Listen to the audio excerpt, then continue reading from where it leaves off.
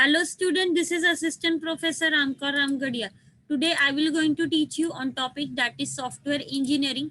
So let us continue with the fifth chapter, that is analysis and design tools. In this lecture we will going to see data dictionary, elements of DD, advantages and disadvantages of DD. So now let us see what is a data dictionary.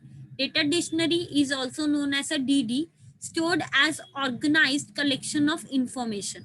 Okay आप सबको पता है dictionary का मतलब क्या होता है, वहाँ पे इंफॉर्मेशन स्टोर की जाती है अल्फाबेटिकली वर्ड्स के अकॉर्डिंगली, वर्ड्स के मीनिंग क्या क्या होते हैं उसके बारे में. सेम वैसे ही डेटा डिक्शनरी का भी मीनिंग सेम वही यहाँ पे अप्लाई कर सकते हो आप. It is an organized collection of information about data and their relationship, data flows, data type, data stored, processes and so on. यहाँ पे डेटा डिक्शनरी के अंदर आप लोगों को कलेक्शन ऑफ इंफॉर्मेशन मिलेगी रिलेशनशिप के बारे में, डेटा फ्लोज के बारे में, डेटा टाइप्स के बारे में, डेटा स्टोर्स के बारे में एंड प्रोसेस के बारे में. So now let us see the definition. A data dictionary refers to a collection of descriptions of data objects or data items in a system. ठीक है, यहाँ पे कलेक्शन है इंफॉर्मेशन का, डिस्क्रिप्शन है डेटा ऑब्जेक्ट्स का और डेटा आइटम का जो सिस्टम के अंदर प्रेजेंट है. Now let us see types of DD, types of data dictionary. There are two types of data dictionary, that is a passive and active. Now let us see a passive. If a data dictionary is being used by the user, designers and database administrator, then the data dictionary is called as a passive. Passive का use कौन कौन करते हैं? User करते हैं, designer करते हैं, database administrator इसका यूज करते हैं डेटा डिक्शनरी का, तो इसे बोलते हैं passive. Active data dictionary, let us see. Data dictionary being directly used and managed by database management system software is called as a active dictionary. Okay यहाँ पे डेटाबेस मैनेजमेंट सिस्टम सॉफ्टवेयर जब इसका use करते हैं, data dictionary का use करते हैं, तो उसे बोलते हैं एक्टिव डेटा डिक्शनरी.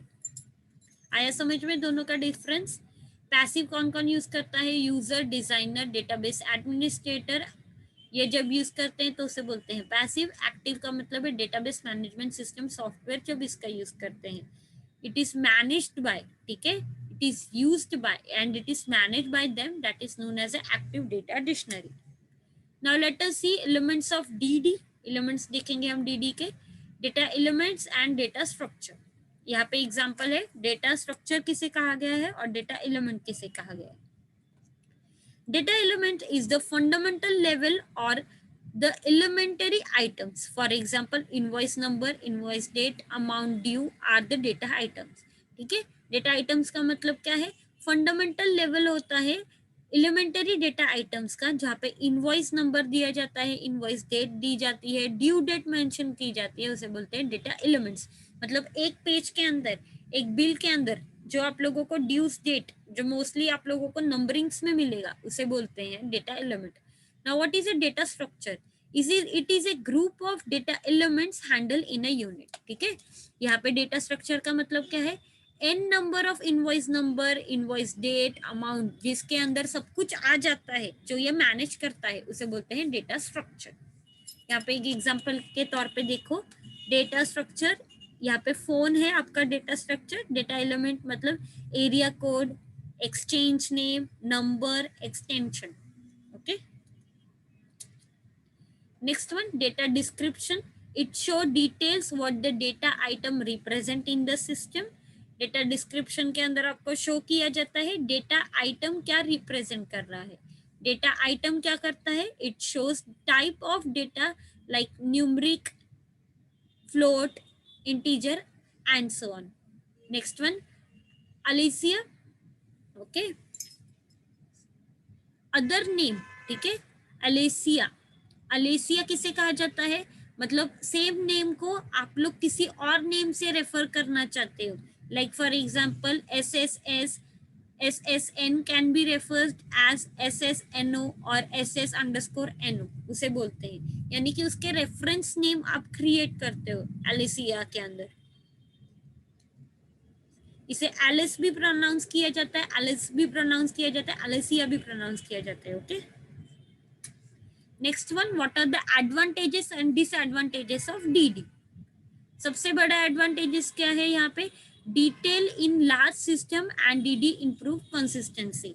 यहाँ पे डिटेल्स होती है लार्ज सिस्टम के बारे में, ये मैनेज करता है पूरे लार्ज सिस्टम को और ये इंप्रूव करता है उनकी कंसिस्टेंसी को. It is use to locate omission and error in the system. Okay, यहाँ पे क्या करता है, ये लोकेट करता है ओमिशंस को और यहाँ पे एरर जो है सिस्टम के अंदर कहाँ कहाँ पे प्रेजेंट है, कैसे उन्हें रिमूव करना है, उसमें हेल्प आउट करता है. और DD is use to communicate common meaning for all system element. यहाँ पे ये कम्युनिकेशन प्रोवाइड करता है between all common system element. It is valuable reference in any organisation. ये बहुत ही इंपॉर्टेंट है और वैल्यूएबल रेफरेंस है कोई भी ऑर्गेनाइजेशन के लिए. Now, what are the disadvantage?